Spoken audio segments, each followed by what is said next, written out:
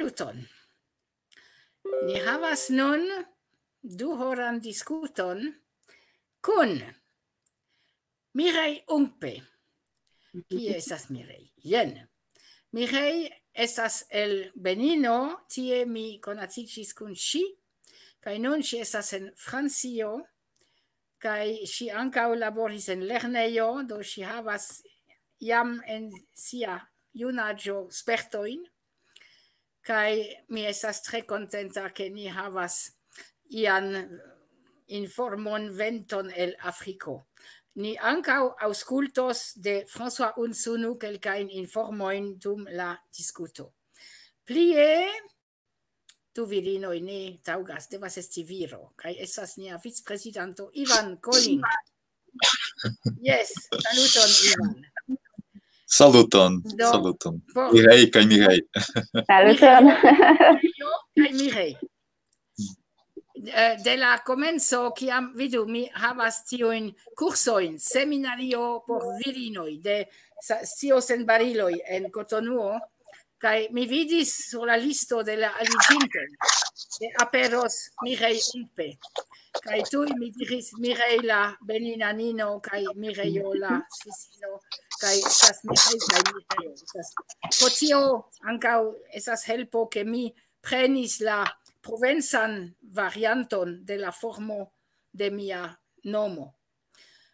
Jen, do, ni diskutis pri la devoj kaj respondecoj de la instruisto en la pasintaj 2 horoj, kaj por tiuj 2 horoj mi substrekas, ke instruistoj estas homoj, kun aliaj, ĉu infanoj, povas esti ke plenkreskulo laboras kun infanoj, povas esti ke studento 20-jara instruas al 80-jara emerito, sed estas homoj kun homoj.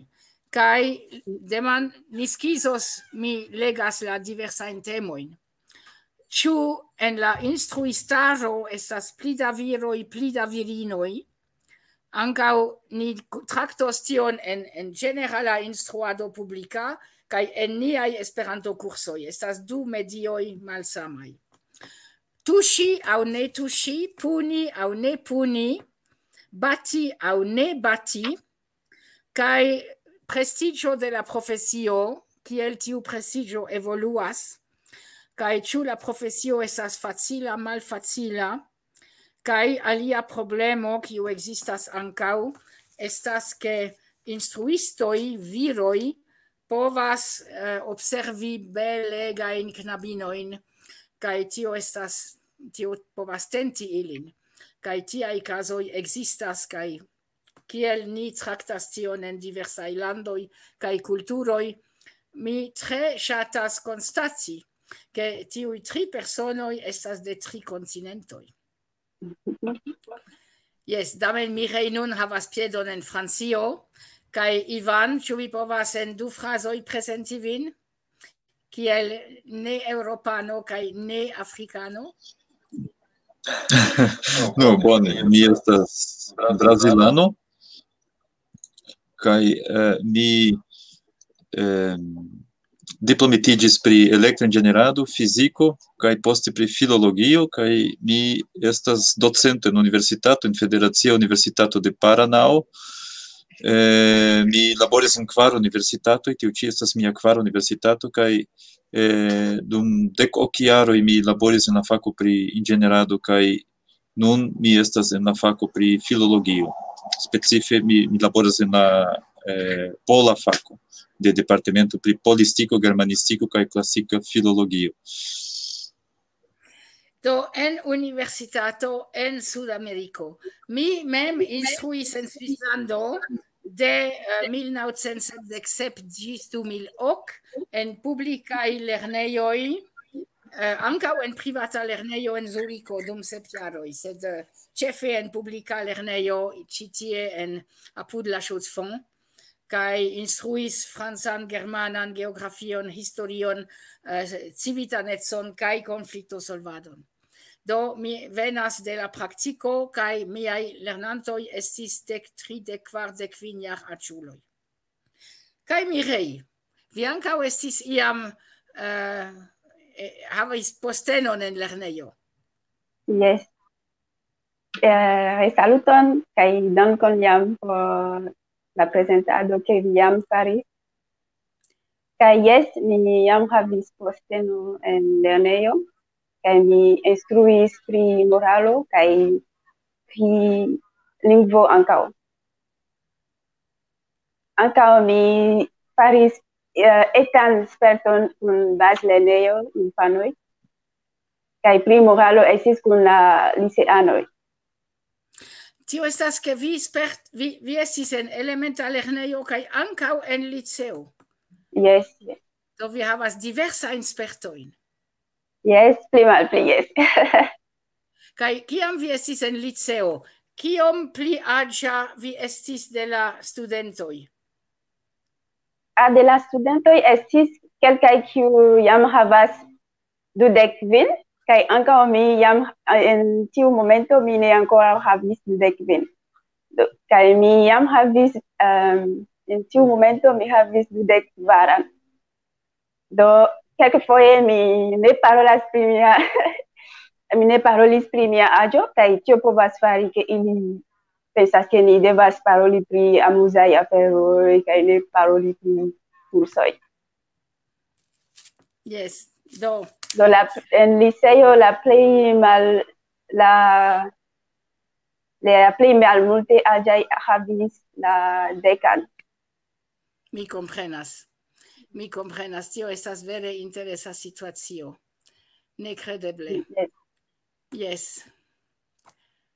Bone. Do, viroj kaj virinoj. Viroj kaj virinoj. Ĉu Mirej en la elementa lernejo en Afriko, ĉu oni trovas instruistinojn pli ol instruistoj? Kiel estas?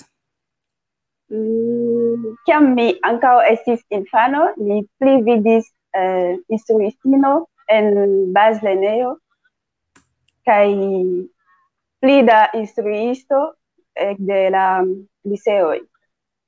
En liceo venas pli da viroj. Yes, pli da viroj, yes. Kaj mi vidas ke Ivan Capiesas, ĉu ankaŭ ĉe vi estas tiel? Yes. Mi eĉ trovis statistikaĵon de nia ministrejo pri edukado. Iom malnova, tamen de 2007, sed ĝi montras tendencon.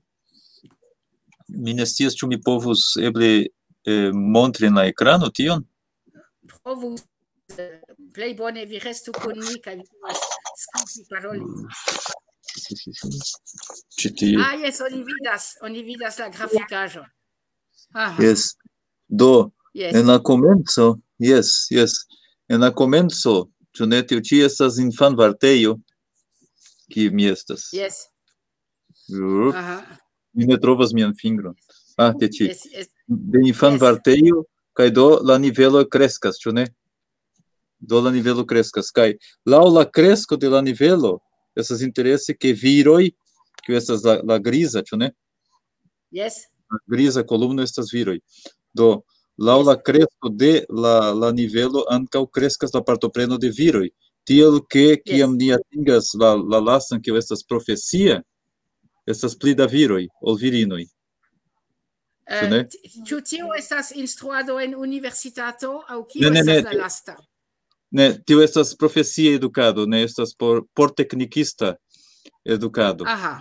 Ne estas universitata nivelo, estas do tiu ĉi estas meznivelo, kaj tiu ĉi estas iom samnivela kiel la meznivelo. Oni povas sekvi tiun kurson kune kun la meznivela aŭ post la meznivela, sed ne estas universitata. De universitato mi ne trovis, fakte mi ne scias kio estas. Sed verŝajne estas tre interesa kaj ni povos plu diskuti pri tiu punkto ke en juna aĝo infanvartejo elementala instruistino estas kvazaŭ patrino. Kaj pro tio tie aperas pli da virinoj. Sed venos unu plia virino, Elena alvenis. Ŝajnas ke Elena estas. Yes, saluton al ĉiuj. Saluton, Elena. Yes. Elena estas oriente de Moskvo en Ĉuvaŝio. Tamen ankoraŭ en Eŭropo, sed preskaŭ jam en Azio. Se vi estus en Azio, ni havus 4 kontinentojn. Sed bone. La diskuto nun estas pri la proporcio de viroj kaj virinoj. Sed mi supozas ke plej bone, Elena, vi malŝaltu vian mikrofonon dum vi ne parolas. Yes, la kvalito por ni estas pli bona. Mireille, ĉio en ordo por vi. Kaj se vi volas ion diri, tiam vi devas reenŝalti vian mikrofonon.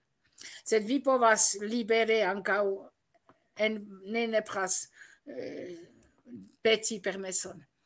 Do, konstatas ke ĉe la etaj infanoj, infanĝardeno, tie pli abundas virinoj, ĉe ni estas kelkaj viroj, kiuj elektis tiun profesion, sed estas tre stranga situacio. La gepatroj devas alkutimiĝi, la infanoj devas alkutimiĝi, ĉio iras glate, estas neniu problemo. Sed kutime en tiu aĝo estas virinoj, kaj ankaŭ en la elementa lernejo, sed ankaŭ la afero estas pri prestiĝo. Ĉar estas pli prestiĝa profesio instrui en liceo aŭ en universitato. Kaj estas konata fenomeno, ke la prestiĝaj profesioj estas por viroj, kaj oni trovas pli da virinoj en malprestiĝaj profesioj.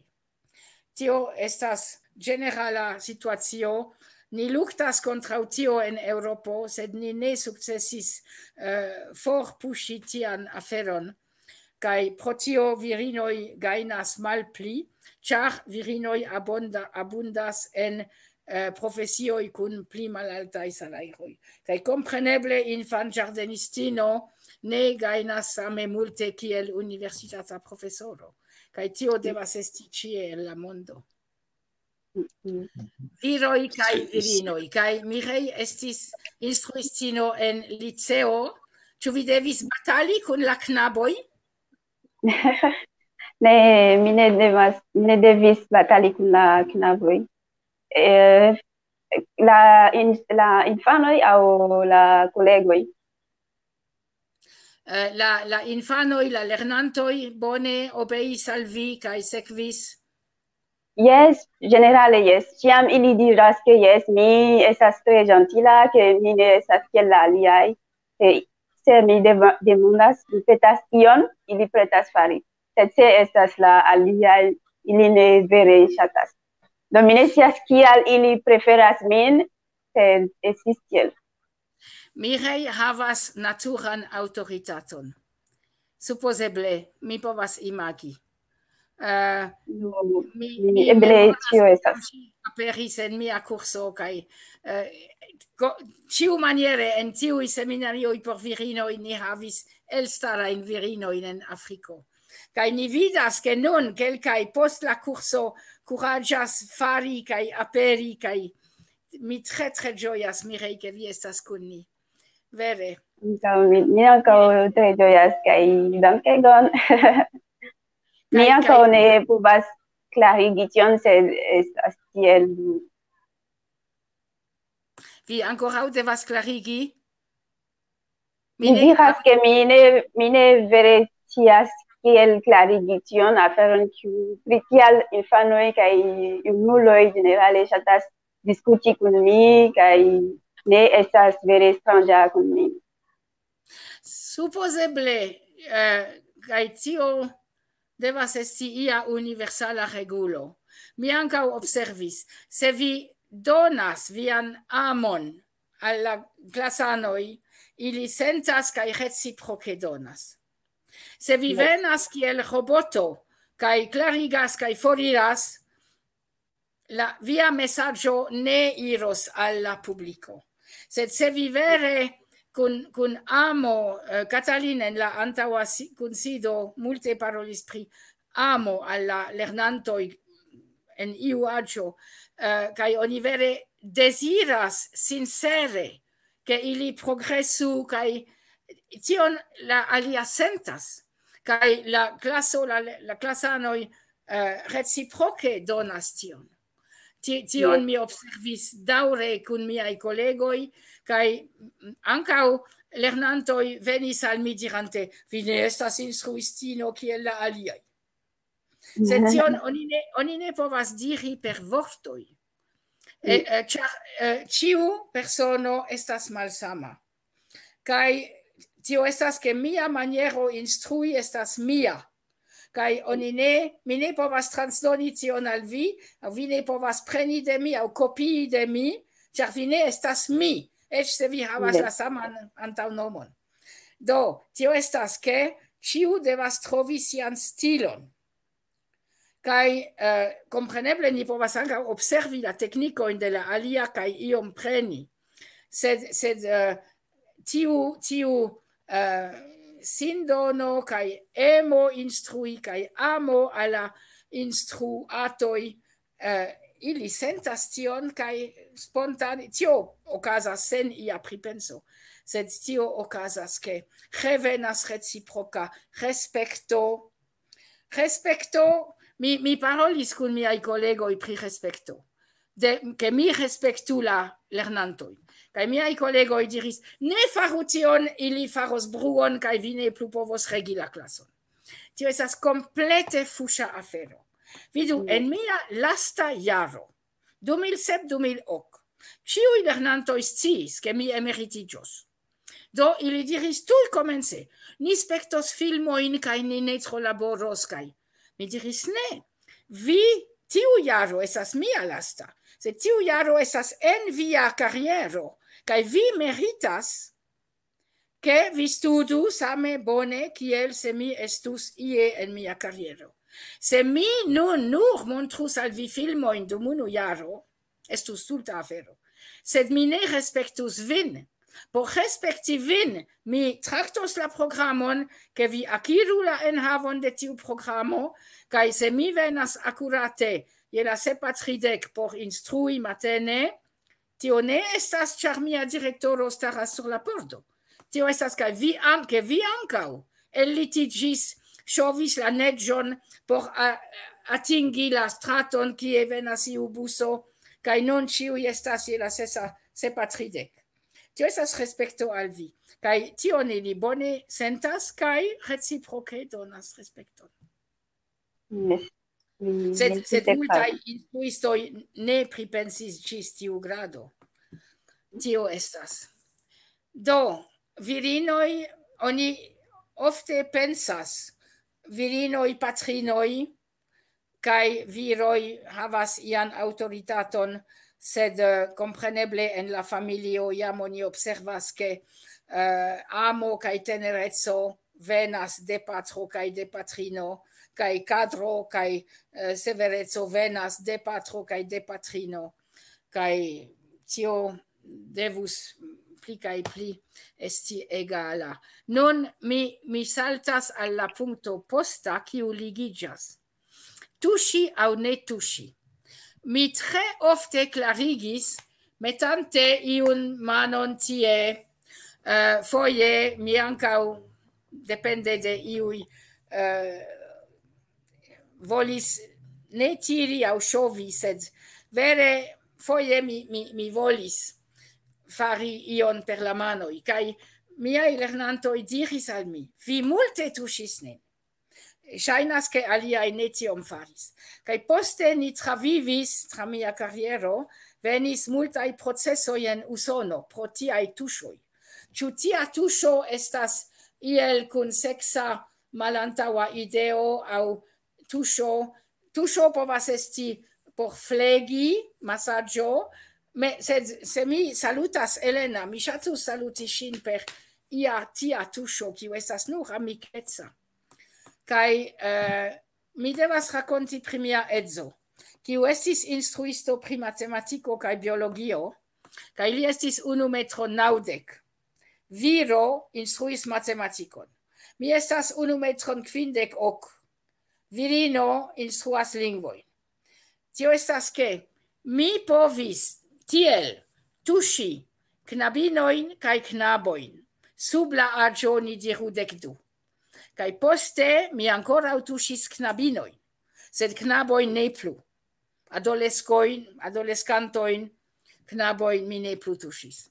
Kaj mia edzo diris, mi povas tuŝi neniun, ĉar ĉu knabon, ĉu knabinon, se viro venas, eĉ sen ia intenco, simple kiel patro metu la manon sur ŝultro, al viro tuj venos supozo aŭ pedofilio, ĉu estas io tia. Kaj li diris ke ofte li estas trista kaj ĵaluza al mi, ke mi povas kaj li ne povas. Patrino, oni ne supozas tion ĉe virinoj. Ĉe viroj tuj venas la supozo, ke estas ia tia intenso. Ĉe virino oni pli pensas patrino kiu brakumas, kaj tio en kompreneble ne en universitato, ĉar tiam ili estas plenkreskaj. Sed pensu pri infanĝardeno elementa lernejo, estas tre granda diferenco, ĉu oni povas tuŝi, ĉu tio helpas, oni ankaŭ povus demandi al si, ĉar povas esti ke kelkaj ne ŝatas, kaj tion oni ankaŭ sentas, ke se ili faras ion tiam oni ĉesas. Sed estis foje helpo en klarigo, rigardu kiel okazas en la maljunulejoj. Ankaŭ tie tiuj maljunuloj bezonas tuŝadon. Kaj en nia kulturo ni ne faras multe, sed en niaj maljunulejoj venas afrikanoj kaj afrikaninoj, kiuj laboras tie. Kaj ili estas tute gajaj kaj ili tuŝas. Kaj niaj maljunuloj komence, kiam venas flegisto aŭ helpantino el Afriko, ili ne konis, ili ne ofte vidis. Do unue tre mallonge estas ia misfido, kaj poste ili ŝategas. Ili ŝategas, ĉar tiu tuŝado, tia tuŝado estas bezono. Vi havas tion se vi vivas en paro, sed homoj kiuj vivas solaj kiel mi, feliĉe mi havas tion kun miaj filinoj kaj miaj nepoj, sed tio estas bezono, sed mi vivis en Nepalo kaj tie tio ne ekzistas en ilia kulturo. Estas tre stranga afero. Ankaŭ mia sperto en Aikido. En Aikido ni mixas la korpojn tre intime, kaj ĉiam en Aikido estas viroj kaj virinoj kune. Pro tio mi scias, mi kutimas, kaj mi scias, konas, ke tio estas io pozitiva por mi. Ĉu tiu problemo, ĉu Ivan vi ankaŭ konstatas tiun problemon, ke viro malpli rajtas tuŝi ol virino? Viro devas esti vere komplete malvarma kaj serioza kaj rigida kaj nenio. Mi ne dirus tiel atendo, mi devas mallaŭtigi mian sonskatolon porque ne estu eĥo. Do, mi ne dirus ke estas tiom rigida kaj nefleksebla, ĉu ne? Ĉar en nia brazila kulturo ni jam estas pli proksimaj unu de la aliaj. Iu diris en veke, ĉu ne, ke brazilanoj ŝatas brakumi kaj ŝatas tuŝi kaj ŝatas esti kune kun aliaj. Sed vere en la lastaj jaroj estas multaj problemoj pri tio, ĉu ne? Ĉar oni povas fari tion en bonega etoso, sed ankaŭ okazas, ni diru la veron, ĉu ne, tio okazas ankaŭ, ĉu ne, estas homoj kiuj vere emas al perfortado de infanoj kaj de knaboj kaj de knabinoj, ĉu ne? Tio povas okazi. Kaj do mi rimarkas ke laŭ la paso de la tempo homoj fariĝas pli kaj pli atentemaj pri tio kaj ne emas al tuŝado, instruistoj, ĉu ne, instruistoj kaj instruistinoj ne emas al tuŝado pro tiuj problemoj, ĉar oni povas esti misinterpretitaj. Ĉu ne, oni povas esti misinterpretitaj. Tio estas giganta danĝero. Tio estas Kaj ankaŭ giganta danĝero. kaj ankaŭ povas esti iu speco de kiel oni povas diri, ĉantaĵo de lernantoj. Ĉu ne? Ili povas uzi ĝuste, ruze, ĉu ne? La fakto, ke tiu instruisto emas tuŝi nin, sed mi ne havis bonajn poentojn, bonajn notojn en tiu lernobjekto, do povas veni ruzaĵo kaj estas malfacile poste, ke oni Pruvi ke la intenco ne estis tia. Tio estas terura situacio. Pro tio mi povas imagi ke en tia situacio plej bone rezigni pri tuŝado entute.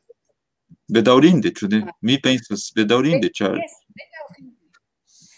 estas kelkaj kiuj povas misuzi kaj estas kelkaj ruzaj knabinoj kiuj povus uzi tion por ĉantaĵo. Tio estas. Ĉu Elena vi devas en via lernejo vi estas direktorino? Ĉu vi devas foje trakti tiajn problemojn? Yes, fakte vi devas diri ke oficiale estas malpermesite tuŝi. Ne bone, iom ne precize. Parolu malrapide. Bonvolu. Bone. Do, oficiale estas malpermesite tuŝi. Kaj tiu fakte tuŝi aŭ ne tuŝi dependas de la interrilatoj inter instruisto kaj lernantoj.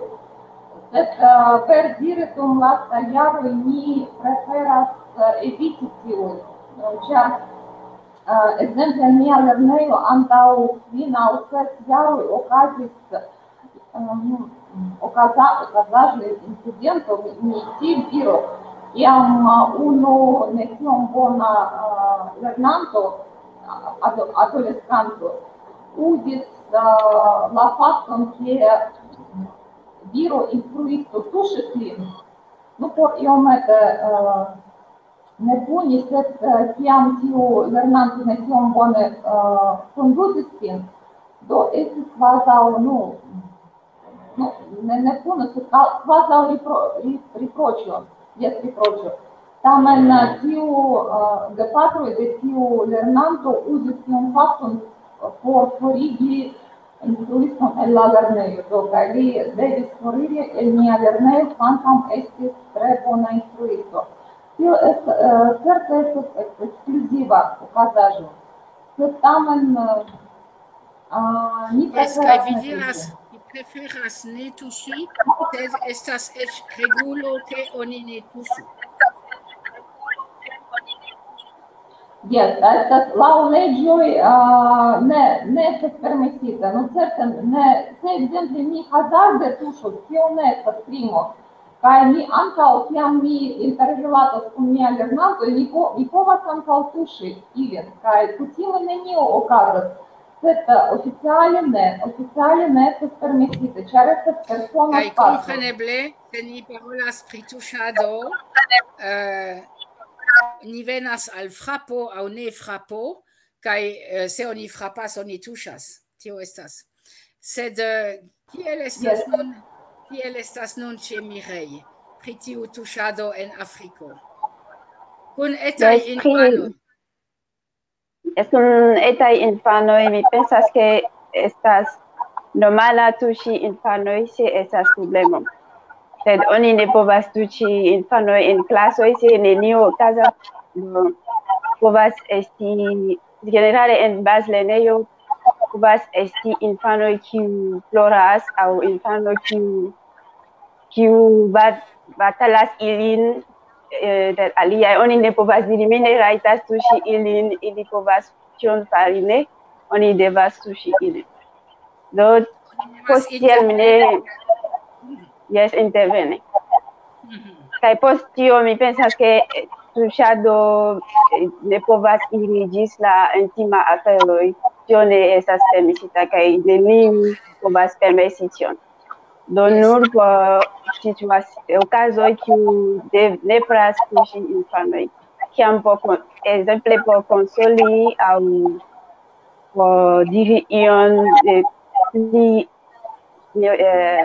specifaj pri la situacio, la momento tio bonas.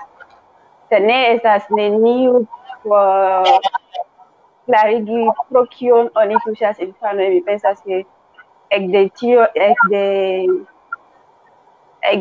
tio momento oni povas peti al instruisto kial vi tuŝas infanoj. En mia lernejo estis problemo en la kurso pri gimnastiko. Ĉar la knabinoj do la kurso estas nekuna, ĉar la kapabloj estas malsamaj. Kaj instruisto havis knabinojn en klaso, kaj ili devis fari ian salton, kaj la instruisto devas ankaŭ helpi, kaj en sia laboro li ne povas ne tuŝi. Kaj tie estis foje ia problemo ĉe ni, ke knabinoj diris, li tuŝas iom tro longe. Li povus tuŝi pli rapide mallonge, kaj do tio estas malfacilaj aferoj.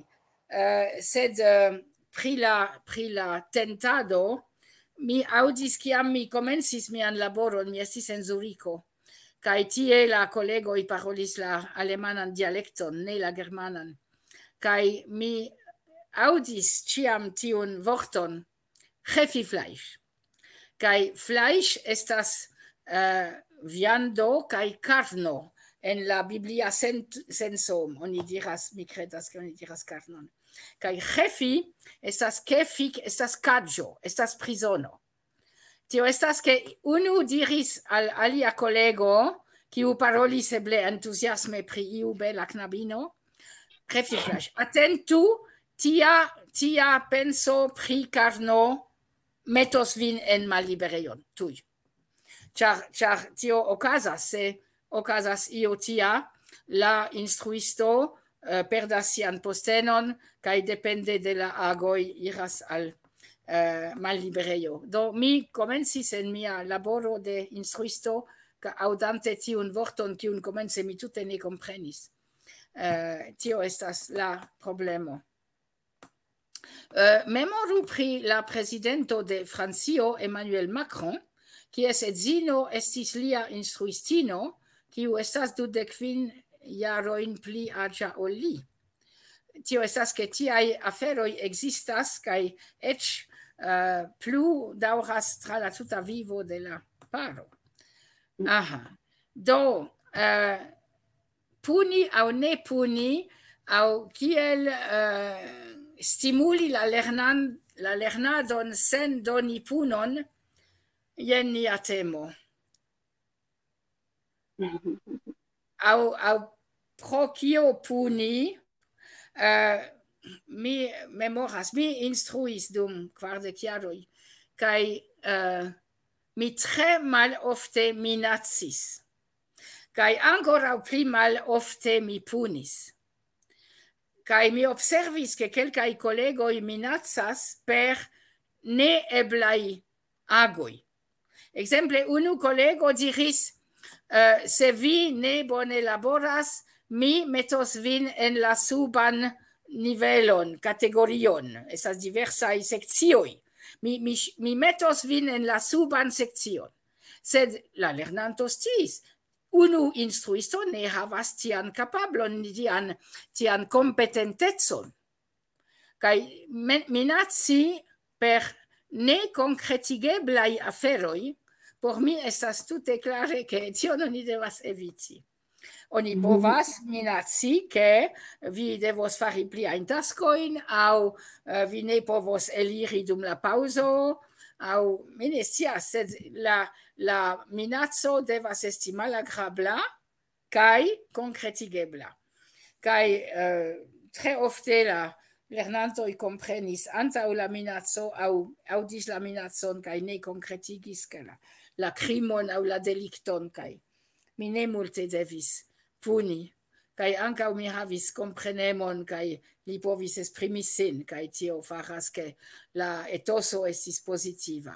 Kaj tre gravas ke la etoso estu pozitiva, ĉar se la etoso estas gaja kaj pozitiva, la lernado okazas, la memorigado, kompreno okazas multe pli bone. Kiel oni punas en Afriko? Sen ankoraŭ paroli pri kapoj. Yes, estas multaj maniero por puni en Afriko. Homoj punas per bati aŭ en lernejo same, sed ne estas en ĉiuj lernejoj. Povas esti per kopio de frazoj aŭ alia aferoj. Povas esti laboro por la lernejo.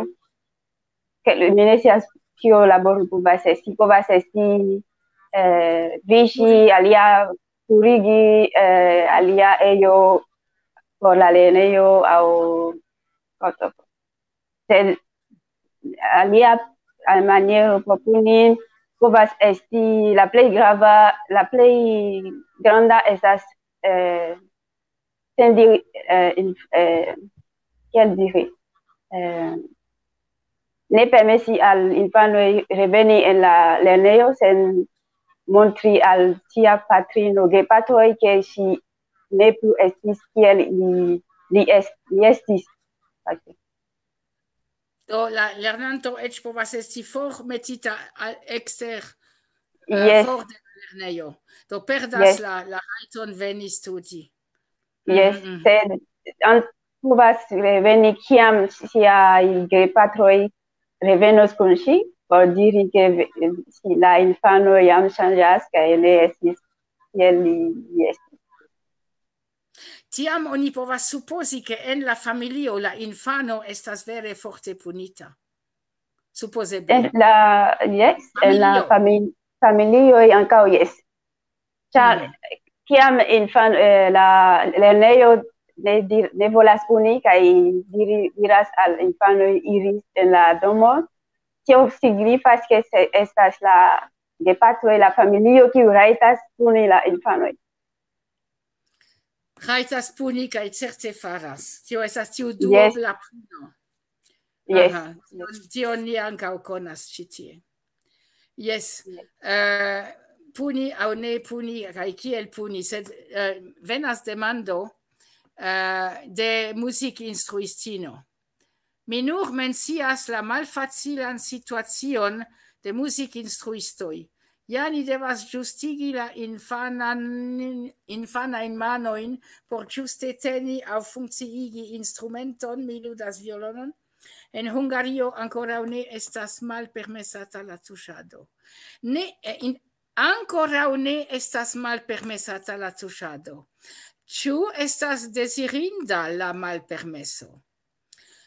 Ni vidis ke en Rusio ĉe Elena tuŝado estas malpermesata. Ĉe ni en Svislando frapoj.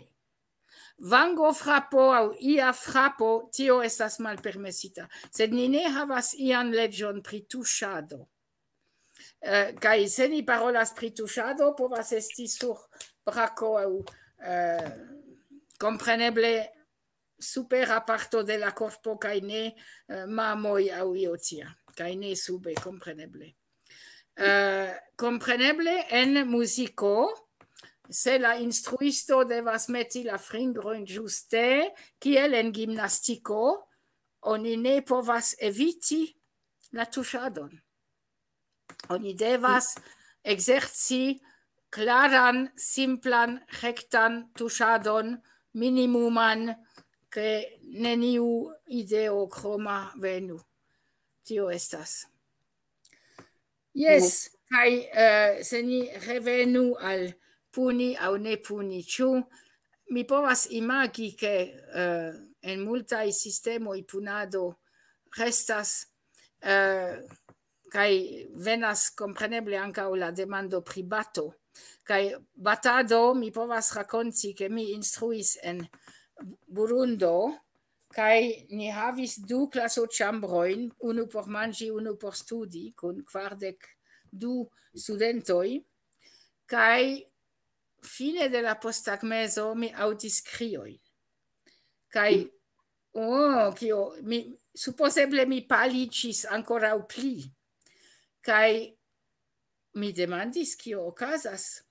Kai la studentoj klarigis, estas apude estas klaso kaj instruisto frapas.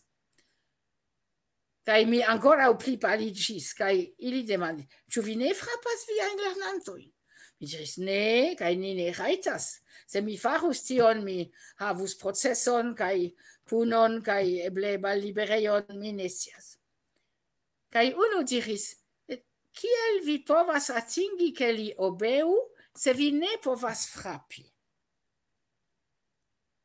Tio estas ke ŝajnas por tiu en Burundo unu ke frapado estas la nura maniero por obteni. Kaj mi kutimis klarigi, vi devas fari tiun ekzercon, ĉar vi devas kompreni la enhavon, estus bone se vi progresus, do mi provas ĉiam konvinki. Sed tio estas ke mi parolas al unu, kaj mi havis 22 ĝis 25 lernantojn. En Burundo mi havis 42, kaj mi vidis la klasojn, kaj mi aŭdis, ke klasoj estas inter 50, povas esti ĝis 200, mi aŭdis. Tio estas, ke oni ne povas preni 2 minutojn por paroli al unu el tiuj 200. Tio estas, ke oni evoluigas ian komunan paroladon, kiel korusestro aŭ orkestrestro estras la tutan orkestron kiel unu. Tio estas, ke mia voĉo estos tro severa por tiu, kaj maltro severa por alia. Malfacila. Ni konstatas hodiaŭ, ke vere la profesio ne estas facila. Kio pri malpunado, estas interesa afero. Malpunado, mi dirus ke tio estus recompenso. Ni vidus. Multaj kredas ke tio efikas pli bone. Mi mem donacas librojn, revuojn esperantajn. Do, kompreneble, recompenso estas pozitiva. Kaj ni povas recompensi la lernantojn per plej diversaj manieroj, kaj tio estas kompreneble bona, pozitiva maniero, kaj mi tre ŝatas tiun vorton malpunado, kiun mi neniam vidis en mia vivo, sed mi bone komprenas. Jes, iel elstarigi la personon, kaj tio stimulas la lernadon, kaj tio ni volas, ke ili lernu. Kompreneble. Do, Mireille, ĉu vi kiel lernanto ricevis frapojn? Yes, kaj mi ege malŝatis ĝin. Kaj ankaŭ pli Rakontu. Yes, kiam mi estis infano, mia patro estis instruisto. Do ĉiam helpas min hejmen por laboro, kaj mi ĉiam havas ja ĝustan ekzerco farita antaŭ iri en lernejo. Ĉar tiel mi ne riskas esti frapita. Sed atendu, ĉu via patro estis via instruisto? Ne. Li estis de tiu profesio. Bone. Yes, li estas de... Yes. Li ne estis via instruisto. Ankaŭ mi provis ne havi miajn proprajn infanojn en mia klaso. Mi evitis tion. Kaj ankaŭ vi povis vi povis suferi, sed per aliaj instruistoj, ne tra via patro mem. Do, kaj kiel estis la frapoj? Ĉu venis iu bastono sur la fingroj? Yes, estis batono sur la fingroj, estis batono sur la les fesses. En français, on dit pugo. Yes, sur la pugo. Kaj tiel mi mi neniam ŝatas jam hejmen mi neniam ŝatas ke oni batas min. Do en lernejo ankoraŭ pli ne. Do mi ĉiam neniam ŝatas tion, kaj post kiam mi estis infanoj, estis lernejo apud mia hejmon. Kaj tiu lernejo estis por infanoj loĝas tie, oni diras interna. Estis lernejo kie la lernantoj tranoktas. Yes. Do ĉiam ili tranoktas ĉiujare por studoj. Do tiel ili ne havas gepatroj, ili estas tiel nur ili. Do ĉiam matene mi aŭdas ilin krei, ĉar vi sentas ke ili batas ilin por devoj aŭ mi ne scias vere kial. Do jam tiel mi jam havas kordololo, ĉar mi ne vere ŝatas tion, kaj mi neniam ŝatis iri en tiu lernejo. Kaj poste supozeble neniu infano ŝatas. Ĉu eblas? Yes. Ĉu eblas ke oni ŝatas tiajn frapojn? Mi ne sentas, ne. Mi pensas ke ĉiuj kiel vi ne ŝatas la frapojn. Ne, mi ne povas kredi ke estas homoj kiuj ŝatas esti frapita. Do tiel mi pensas ĝis hodiaŭ laŭ mi frapi infanoj estas misuzo de povo de nur tion estas misuzo de povo kaj de forto. Ĉar kial ili ne batas homoj kun kiu ili povas vere batali. Kaj nur kun infanoj, tio estas vere malĝusta laŭ mi. Kaj infano kreskuloj uzas sian povon al pli malgrandaj estaĵoj, jes. Kaj kiam vi instruis? Kiam mi instruis en la lernejo, oni diras ke ankaŭ en tiu lernejo estas devo bati infanoj. Estas devo por instruistoj bati infanoj. Do se vi estas instruisto kaj vi ne batas infanoj, vi havas problemoj kun administrato.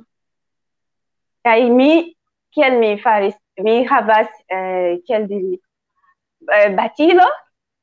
Tiu instruistoj havas batilo por uzi, por puni infanoj. Kaj jes tiel. Do mi estis ĉiam malbona, mi ne vere sentis min en mia korpo kun tio. Mi okazis unufoje ke mi batis infano, kaj mi ĝis hodiaŭ mi ne vere estis fiera de tio. Kaj mi sentas ke tio ne estas la solvo. Mi ne vere povas encouragi homoj bati infanoj por ke ili prenu aŭ lernu ion. Tio ne estas solvon. Frapo, bato ne estas solvo. Neniam, ne. Vi tre ĝuste diras. Sed devas esti terura situacio ke instruisto devas bati. Mi ne povus imagi ke mi povus havi tian devon. Mi pensas ke mi translokiĝu al alia lando por ne devi tio. Yes, en tiu lernejo speciale fakte. Kaj antaŭe mi ne sciis. Kaj kiam infanoj estis aligita en la lernejo, ili petis al gepatroj diri jes. Kiam vi batas mia infano, mi ne diros nenion. Ĉar oficiale en Benino hodiaŭ neniu ne rajtas bati infanoj en lernejoj. Sed en tiu lernejo ili petis al gepatroj akcepti ke ili batu infanoj kiam ili ne obeas aŭ kiam ili ne bone laboras en lernejo. Kaj tio vere ĝenas min. Finfine mi ne daŭrigis laboron en tiu lernejo, mi foriris, do mi ne povis mi ne povis accepti tion. Yes. Kaj tio estas tre pozitiva facto por vi. Yes. Ni restu en Afriko, kaj mi devas laŭtlegi tekston de François Unsunu, ĉar mi volis havi 2 virojn, kaj mi ne sukcesis. Ni havas teknikan problemon kun François Unsunu. Li estas el Benino, el Lokosa, 100 kilometroj norde de la ekonomia ĉefurbo Kotonuo, kaj li sendis fotojn. Mi devas trovi la tekston. François respondis, kaj mi nun legos lian tekston, kaj dume mi petas al teknikisto sendi la fotojn. Vi vidos la fotojn de senditajn de François Unsunu. Unue li diras, li klarigas, kio estas profesio. Profesio estas okupo per kiu oni akiras vivrimedojn, salajron. Ĉi tie ni parolas pri la lernejo kaj ĉefe pri la instruistoj. Tiuj lastaj estas homoj, kiuj estas kun infanoj, junuloj, al kiuj ili instruadas, transdonas sciojn dum 5 tagoj semajne. Tio estis la enkonduko. Ĉu pli da viroj, pli da virinoj en tiu profesio? Antaŭe ne, mi ne bone komprenas, ni vidos. Ĉar neniu ŝatis tiun profesion. Homoj ne konsideris la instruistojn. Mi supozas, ke foje devus esti viroj. Ili malriĉege vivis kompare al la aliaj profesioj. Do ambicia viro evitos, mi komentas, evitos tian profesion. Aliflanke estas malfacila, ne profitdona kaj ne honora laboro. La instruistoj ne havos privatan vivon, ĉar ili dediĉas la tutan semajnfinon por prepari la semajnan taskaron. Dume nur kelkaj virinoj interesiĝis.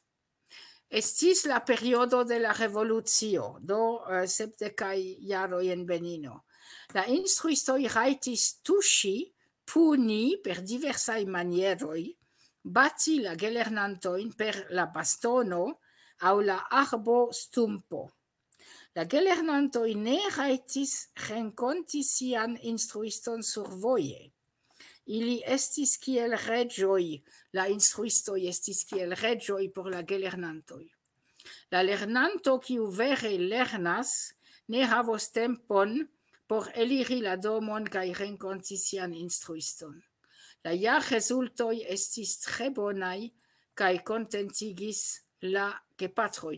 Mi dirus, mi aldonas, se la jarrezultoj estas bonaj, kompreneble la gepatroj estas contentai. Nun mi plu legas de François. Hodiaŭ, malgraŭ la malfacileco de la laboro, multaj junulinoj tentas instruistojn. Ili venis en tiun profesion, ĉar la aliaj profesioj preskaŭ fermiĝis. Tio estas, ke junulinoj estas tentataj, altiritaj de la profesio. Ni estas en tiu kampo. Multaj laboras, sed al ili mankas la inclino, la talento. Kial estas en tiu profesio oni mulvarbas la salajro io ne klaras en la skribmaniero. La salajro iom pliboniĝis kompare al la antaŭaj salajroj. Sed la instruistoj bezonas vivrimedojn. Ili ne plu rajtas bati lernanton, sed lerte povas puni. La leĝo nun protektas la gelernantojn, ĉar estas demokratio. Oni plendas kontraŭ la instruisto, kiu batis lernanton, juĝos la instruiston, do estos tribunala proceso. La instruisto, kiu havas privatan rilaton kun iu lernantino, estas forĵetata en malliberejon. Tio estas klara afero. Hodiaŭ multaj junulinoj iĝas instruistoj. La plimulto havas la ŝancon resti en la urbo aŭ en la ĉirkaŭaĵo, kaj la viroj en la vilaĝoj aŭ malproksimaj lokoj de la urbo. Verkis François Unsunu. Mireille, vi devas klarigi, ĉu la instruistinoj tendencas instrui en urbo kaj en la vilaĝoj tie la viroj sentas sin pli fortaj kaj sukcesas pli regi la etoson en vilaĝoj. Ĉu Mireille aŭdas nin aŭ ĉu ŝi malaperis? Ni havos eble poste pliajn klarigojn pri Benino. Kompreneble, en vilaĝoj la situacio ne samas kiel en urboj. Ĉar urboj evoluas pli rapide kaj en vilaĝoj la pensmanieroj restas pli konservemaj.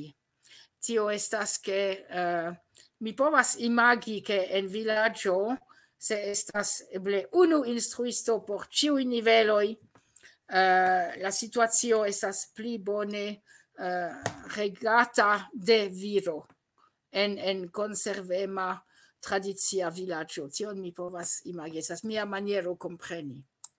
Ni rigardu la demandojn en espero ke Mireille revenos. Ŝi havas problemon. Demando, laŭ mi komentinda temo, kiam ni priparolos la malfacilecon kaj perdon de prestiĝo de la profesio. Tion ni devas trakti. Kaj en Rusio neniu puno reale ekzistas por lernantoj, ni povas nur admoni kaj riproĉi.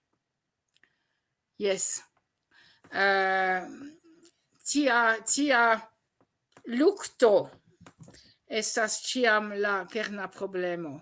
La celo estas ke lernantoj lernu, kaj miaj ĉiam demandadis. Kial ni faras la ekzercon numero 2, kiam ni ne ankoraŭ faris la ekzercon numero 1? Kaj mi diris, mi povus, se mi devas klarigi kial, mi dediĉus la tutan lecionon al klarigoj pri mia metodika decido. Mi diris, se foje mi diras, foriru ĉar domo brulas, mi ne volas klarigi longe, vi devas forkuri simple. Do nun vi faru la ekzercon 2 kaj fidu min. Kaj la problemo estas ke por lerni, oni devas fidi la instruiston kaj havi ian modestecon ke li aŭ ŝi scias kien li gvidas nin. Kompreneble ni devas havi iajn malfermitajn okulojn por observi, kaze ke la instruisto ne kondutas tute bone, sed devas esti iu modesteco ke ni ricevu akiraĵojn. Kaj mi konstatis, kiam mi estis 25, kaj mi havis 16-jarajn knabojn, kiuj sentis sin junaj viroj, kaj ili ne volis obei al tiu instruistino. Do la persona situacio foje stimulas aŭ ne stimulas, depende de la psika stato de la lernanto. Se homoj opinias ke ili ĉion scias, tiam ili lernas nenion. Bone. Sonja, vi povas plu montri bildojn, se ni ne ankoraŭ vidis ĉiujn. Kompreneble. Publika liceo por knabinoj. Vi povas vidi. Kaj estas lernejo por knabinoj. Do foje oni ne miksas knabojn kaj knabinojn, dependas de aĝo, de regiono. Mi spertis mem diversaj. Ĉe ni nun ĉiuj klasoj estas miksaj, sed oni ankaŭ asertas ke en la aĝo de 12 ĝis 14, se knabinoj estus solaj, ili lernus multe pli rapide kaj efike, kaj knaboj nur ĝenas en tiu aĝo. Sed daŭre la klasoj estas miksitaj. Poste, yes, lernej estrino de infanĝardeno, kaj vi vidas la konstruaĵon, kiu supozeble estas la lernejo, kaj vi vidas ludilon tiun glitvojon por la lernantoj dum la pauzo. Posta, Sonja, posta bildo, jen. Tion mi ankaŭ observis en Afriko, kaj tiel estis ĉe ni ankaŭ. En mia vilaĝo ankaŭ por eniri ili devas vice stari, kaj ili eniras duope tute saĝe, ke tiu svarmo ricevu ordon kaj vicojn. Kaj en multaj landoj venas tie la flago, kaj oni kantas la himnon. Tre ofte mi vidis, ne en Svislando, ni eĉ ne parkerigas la himnon. Sed en multaj landoj venas kantado de himno ĉiun matenon en la lernejo. Poste, ĉu? Jes, jen klaso, kaj oni vidas diversajn personojn en la klaso.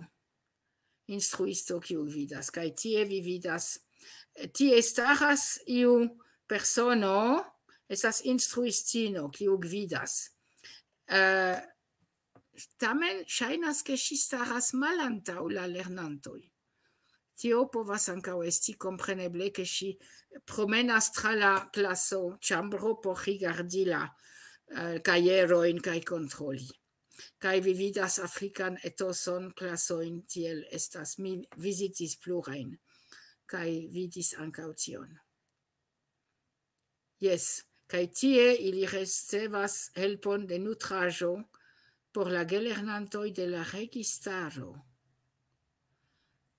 Do eble lernejo por la kunlaborantoj de la registaro, kaj ili ricevas por manĝi. Ofte ili ricevas tagmanĝon en la lernejo. Tion mi vidas kaj observas ankaŭ.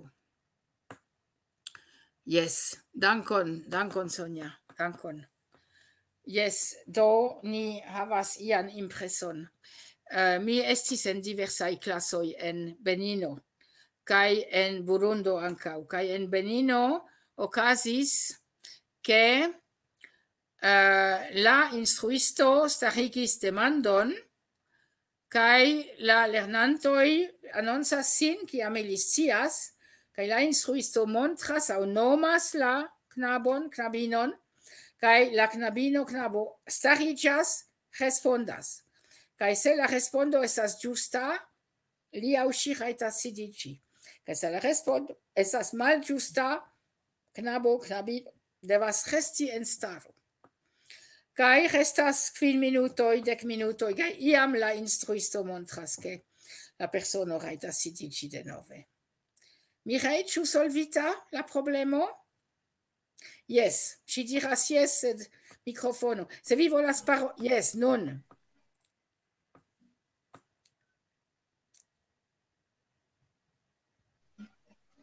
Jen. Non bonas, yes. Aha. Pardonon pri la tempo que mi prenis por aranĝi tion. Ni estas feliĉa ke vi retrovis nin por la posta horo, kiu venas. Ĉu ankaŭ vi devis respondi en staro? Por respondi vi devis stariĝi? Yes, kiam mi estis infano, yes, tiel estis la regulo, sed dependas ankaŭ de la kurso. Povas esti ne nepras esti starita por respondi. Yes. Kaj kiam mi instruis en Benino kaj en Burundo kaj en Senegalo ankaŭ, mi ne postulis tion, sed multaj faris tion. Ke ili volis respondi kaj stariĝis kaj parolis kaj poste sidiĝis. Kaj pri tio mi persone mi pensas ke pro tio estas la kialo estas ke estis multaj infanoj en la klaso. Do kelkfoje povas esti pli interesa esti starita por paroli, por ke ĉiuj vere aŭdas kion oni diras aŭ. Yes. Kaj ankaŭ povas esti ia gimnastiko, ke estas tute saniga afero, ke oni iom moviĝu kaj stariĝu. Povas esti ankaŭ tio. Sed ni havis tion, laŭ mia scio, en la 30-kaj jaroj, ankaŭ estis tia kutimo ĉe ni, ke ni devis stariĝi. Mi aŭdis tion en Germanio, ekzemple. mine scias, cer mi nascigis poste. Mi neniam devis stari. Ni devis starici ciam la instruisto alvenis por saluti. Kai la instruisto eniris la classo chambron, diris saluton bonvolu sidici. Kai dum mia leziono, exemple en Zurico, alvenis subite directoro au iu controllanto au io, kai tiam tui la tuta classo starigis. Kai en mia unua leziono, memoru, mia altezo estas 1,50 m. Kai mi havis lernantoin de kvar gis dekok. Kai estis 32 en la vicoi. Kai mi eniris, kai la unua vico starigis, kai la aliai ne plu vidis min. Do, mi devis iom annonci min, saluton, mi estas, kai tiam ili starigis, kai... Do, ili ne vidis min, kiam la unua vico de altai knaboi staris. Mi malaperis pli sube. Yes, yes. Ciu viro ciam havas pli da autoritato? Pri tio mi pensas che generale yes, malfelice. Kai tio povas esti en Afriko tiel. Yes. Ce ni supposeble, kai mi dirus ec espereble, tio evoluas al sam nivello, sed parolo de viro en Afriko pli valoras ol parolo de virino. Yes, kai estas en Afriko tiu fama proverbo, ancau la kokino audas vidas la suno, kiu leviĝas. Sed nur la kokino lasas la krion al la koko. Silentas porque la koko povu brile crii kokoliko. Mi ripetas, ancau la kokino vidas la leviĝantan sunon. Tio estas afrika proverbo. Yes. Tio estas.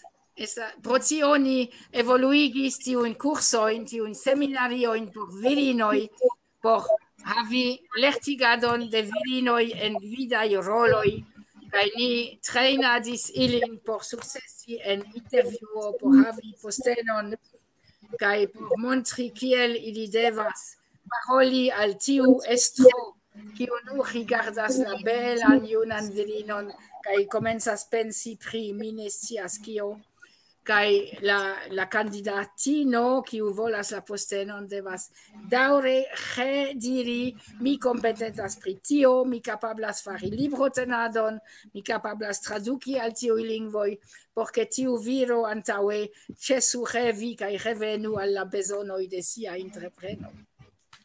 Tio estas nia laboro kiam ni faras kun Privascipe la kursoin SEVI, seminario por virinoj. Iru al mia blogo, iru al Scio sen bariloj, vi trovas ĉion sur la reto, legu la ĉapitron en Esperanto Wikipedio, Scio sen bariloj, kaj vi trovos ĉiujn ligojn al mia blogo kun fotoj de Mirej kaj de aliaj junulinoj. Ni trifoje havis 10 junulinoin, kai tio estas la laboro kiun nia asocio faras en Benino pri Esperanto kai lertigado de virinoj en gvidaj roloj kai instruado de la fonua lingvo skribe kai legi. Kio estas via helpas min, kaj mi sentas ke tio helpas multaj virinoj ankaŭ. Kaj virinoj en Benino, kiel mi vere konas, eble same por alia lando en Afriko, devas vere si ilia rajtoj, ŝiaj rajtoj, kaj same por viroj ankaŭ. Ne scias, kelkfoje mi sentas ke viro ankaŭ ne scias kiuj estas iliaj rajtoj. Yes. Fakte. Kaj tio estos la temo de la virtuala kongreso kiu komenciĝos morgaŭ. Mi varbas por kuea. Yes. Kai bon volu iri al la retejo de ilei, kai en la ĉefpaĝo dekstre estas dokumentoj kaj tie estas la deklaracio de homaj rajtoj. Ĉar mi havos ekzercon marde, kie oni devas legi ilin. Pro tio mi printis. Mi havas ilin tie, mi printis. Kaj mi sugestos morgaŭ dum la malfermo, che vi ankaŭ iru kaj printu. Kaj tiel ni povos esplori, labori, estas 30 rajtoj. Tio estas, vi tute pravas, ke oni devas koni siajn rajtojn. Sed ni ne povas doni nur la rajtojn. Ni devas diri, ke kun la rajtoj venas liberecoj kaj devoj. Ĉar se ni instruas nur la rajtojn, tiam, mi rajtas fari tion, mi ne plu faros tion, kaj tio venas chaoso kaj malordo. Se iu havas rajtojn, tiu persono ankaŭ havas respondecojn. Oni ne povas havi nur la rajtojn. Kaj mi aŭdis pri diversaj programoj pri homaj rajtoj kiuj fiaskas, ĉar la etnoj, grupoj, audas nur pri rajtoj, kaj poste la politika situacio estas neeltenebla. Parenteze. Tio estos la diskutoj kaj laboroj en la venontaj tagoj. Sed mi instruis la rajtojn, la homajn rajtojn, kompreneble, kaj ankaŭ mi instruis la devojn, kaj mi ankaŭ instruis, ke oni rajtas diri ne. Ĉar mi foje estis en kunsido ekstere, kaj venis iu junulo por anstataŭigi min. Kaj mi revenis lunde al tiu klaso, kaj lernantoj diris, via anstataŭanto estis vere stranga, kaj li faris demandojn al ni, kiom foje vi preĝas dum la tago. Se vi ne tiom preĝas, vi ne iros al paradizo. Kaj li estis tia kun ĉiam turnis ĉirkaŭ religiaj aferoj. Kaj unu lernantino diris, li demandis al mi, kiom foje mi preĝas, mi ne ŝatis, sed mi devis respondi. Kaj tiam mi diris ne. Ne? Vi tie povis diri, mi ne ŝatas respondi. Tio estas via rajto. Kaj tuj unu knabo diris, se vi sendas min purigi la tabulon, mi rajtas diri ne. Kompreneble ne. Kompreneble ne. Sed poste ni devis venigi la direktoron, kaj tiu anstataŭanto ne plu revenis al la lernejo. Ĉar li iel pripensis pri religiaj aferoj, kaj tio infektis lian instruadon komplete. Kaj tio estis profesia eraro. Do estas rajto diri ne, kaj mi diris al miaj lernantoj, se iu venas surstrate, prenu, aĉetu, estas drogo, vi vojaĝos, vi migros tra la aero. Bonvolu diri ne, ne, mi ne volas fumi, mi ne volas drogojn, mi ne volas manĝi viandon, tio estas via rajto. Do vi havas la rajton diri ne. Kaj tio kompreneble venas ankaŭ en la kampo de seksa perforto. Kaj viroj devas lerni respekti kiam iu diras ne, ĉu viro aŭ virino. Kaj mi foje estis kun mia nepo en gimnastiko por infanetoj kun patrinoj, kaj mia filino ne povis iri, kaj mi iris. Kaj tiu knabo 2-jara, mia nepo Nelson, volis kisi ĉiujn fine de la kurso. Do imagu 2-jarajn, 3-jarajn knabojn, knabinojn, kaj unu knabino ne volis. Kaj mi devis diri a Nelson, ŝi ne volas, ŝi diras ne. Vi devas respekti tion, vi ne faru se ŝi diras ne. Kaj interne mi devis ridi, ĉar tion mi dirus al junuloj pri seksumado. Sed tie estis nur unu kiso, kaj la knabo estis 2-jara. Sed miaj frazoj estis ekzakte la samaj. Ŝi ne volas, ŝi diras ne, vi ne povas perforti ŝin kaj tamen kisi ŝin kiel li volis. che tiom forte che ambau povus fali. Tio estis vere por mi amusa momento. Aha, tiel estas. Yes, malfacila profesio, se ni reprenas la diroin de François Unsunu. Ivan, bon volu.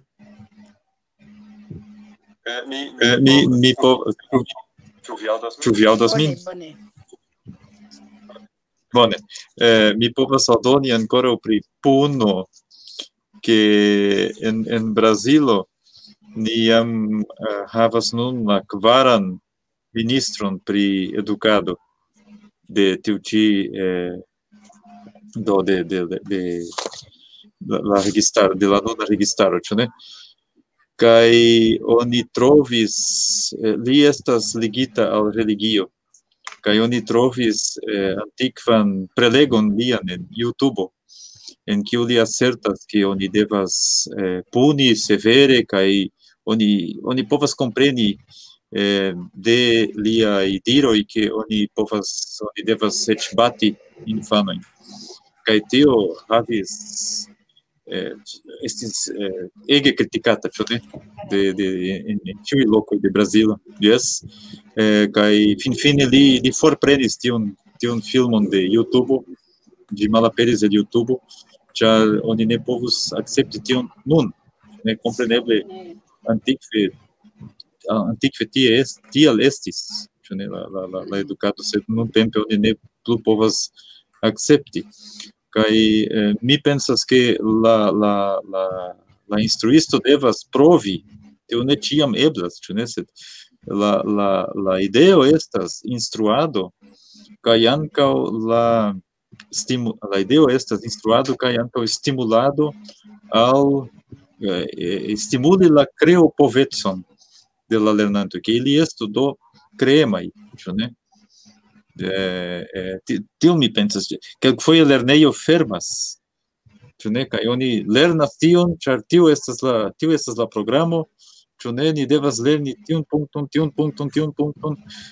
sed se oni malfermas la kapon, ĉu ne, se ni sukcesas, tio ne ĉiam eblas, mi diris, sed kaj tiu stimulado de la kreopovo okazas laŭ mi nur se estas respekto, ĉu ne, reciproka, de la instruisto al la gelernantoj kaj de la gelernantoj al la instruisto, se estas libero, porque ni estu kreemaj, ni devas senti liberon krei, male ni ne kreos. Kaj do estu demokratia etoso, compreneble kun la autoritato de la instruisto. La instruisto estas la autoritato, sed ne la diktatoro de la grupo, ĉu ne? Kaj mi yes. La tuta lernej sistemo estas maldemokrata. Ĉar la lernanto ne povas decidi mi volas lerni la rusan, kiam ĉe ni devas lerni la germanan kaj la anglan. Ni ne havas ni havis antaŭe Monika Molnar, kiu instruas en frene pedagogio en privata lernejo.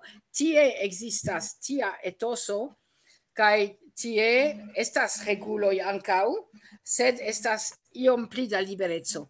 Sed mi supozas en la lernejo de Elena, en mia lernejo, se vi consideras la funkciado de la instruado estas tute maldemokrata.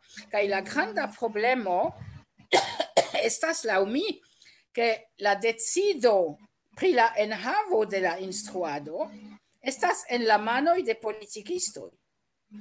Ĉe ni la registaro de la kantono decidas ke ni lernu unue la germanan kaj poste la anglan. Kaj en Zuriko, bankoj, ili volis kaj ni faras inverse. Ĉar ĉiu kantono decidas ĉe ni. Tio estas ke nenia demokratio ekzistas. En la klaso ni povas foje pri diversaj etaj aferoj povas krei demokratan decidon. Mi eĉ kiam mi instruis pri civitaneco, mi devis instrui pri voĉdonado. Tio estas, ke mi ricevis ian koverton hejme kun la informoj kaj kun oficiala bulteno, kaj mi venis al mia kurso, kaj mi presentis, ni diskutis pri la demando, ĉu vi akceptas tian leĝon, bla bla bla, eble eĉ 2-3 horojn ni dediĉis al tio. Kaj fine la klaso voĉdonis, kaj iu el la klaso skribis la rezulton sur mia papero, kaj metis en la koverton.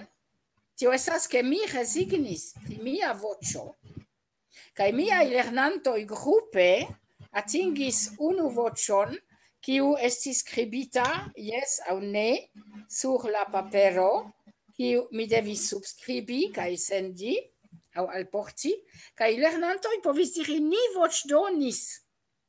Kaj mi en tia situacio ne povis voĉdoni. Mi delegis mian voĉon al mia klaso, porque ili exercu demokration. Sed en si mem la lernejo ne estas demokrata. En la strukturo de Monika Molnar estas instruistoj, gepatroj kaj gelernantoj, kiuj sidas kune kaj decidas kune. Tiel estas. Sed tio estas tute escepta caso en privata lernejo, kaj estas ne ofte, ekzistas tiaj lernejoj tra la mondo, sed ne multe. Kaj en tiu lernejo ili havas 25 lernantoj. Do estas vere reduktita afero. Kaj la gepatroj pagas laŭ siaj impoŝtoj. Do riĉaj gepatroj pagas pli por la lernejo, ĉar la kalkulo estas por impoŝtoj, kaj laŭ tio ili pagas por la lernejo. Sed ili pagas por instruado publika en siaj taksoj ĝeneralaj, do ili dufoje pagas. Estas malfacila afero. Yes, kaj se ni povas Yes, Ivan. Ĉu mi povas aldoni ankoraŭ, estis tre radikala esperto eble de Janusz Korczak en Pollando. Yes, rakontu. De la demokratio, ĉu ne, la demokratieco, ĉar estis iu kunsido de la gelernantoj. Ili decidis, estis kelkaj aspektoj. Mi ne bone konas la tutan sistemon, sed mi legis ion pri tio, ke do estis kunsidoj en kiuj nur la gelernantoj povis partopreni. La instruistoj estis nur spektantoj. Aŭ eble tute ne partoprenis. Kaj ĉu vi scias la finon de Janusz Korczak? Yes. Tion ankaŭ oni devas diri. Yes. Li mortis, ĉu ne? En la mortotendaro. Kun siaj li eĉ povus. Yes, li povus eskapi. Estis ŝanco, ke li eskapu. Ĉu ne? Sed li ne volis. Li restis kun la infanoj ĝis morto. Janusz Korczak. Yes, tio estas interesa afero, sed escepta persono. Kompreneble, kiel tiu de Summerhill. Summerhill, multaj homoj ĉi tie parolis pri tiu lernejo, ĉar la tendenco ĉe li estis, ke libroj estas kiel sanktaj objektoj, kaj iu martelo aŭ estas ilo duaranga, duavica, kaj en Summerhill ili faris la malon, ke la manlaboro estis sankta aktivaĵo, kaj libroj estis ne tiom gravaj, kaj estas tuta skolo, kaj sed oni ne povas kopii kaj krei tion, tio estis ligita al iu individuo, kiu sukcesis mastrumi tion tiel, oni ne povas kopii kaj fari en aliaj lokoj. Iu individuo, personeco, povas havi grandan influon kaj ne iu capablas fari la samon. Mi menciis Paulo Freire, Ivan, kiun mi malkovris antaŭ nelonge, kaj mi tute ne konis tiun pedagogon. Kaj mi konstatis, ke estas tiuj kanaloj, ke la psikologoj eŭropaj ne estas konataj en Afriko, kaj Paulo Freire, brazilano, mi neniam aŭdis pri li en miaj studoj aŭ en mia praktika instruado, neniam mi aŭdis pri li. Estas iu amiko el Nepalo, kiu studis sociologion, kiu aŭdis min paroli pri mia profesio, kaj li diris, ke Paulo Freire diris iom la samon, kaj ĉu vi ne konas lin? Kaj tiam mi komencis esplori pri Paulo Freire. Yes. Kaj nun mi devas rigardi apude. Elena diras, tiel estis en Sovetunio, nun lernantoj povas elekti kelkajn lernobjektojn. Kompreneble estas elekteblaj fakoj kaj devigaj fakoj. Same instruistoj estas pli liberaj pri lernprogramoj. La enhavo certe estas difinita, ĉar fiziko konsistas el diversaj fakoj, sed pri instrumetodoj, instruistoj estas tute liberaj. Elena?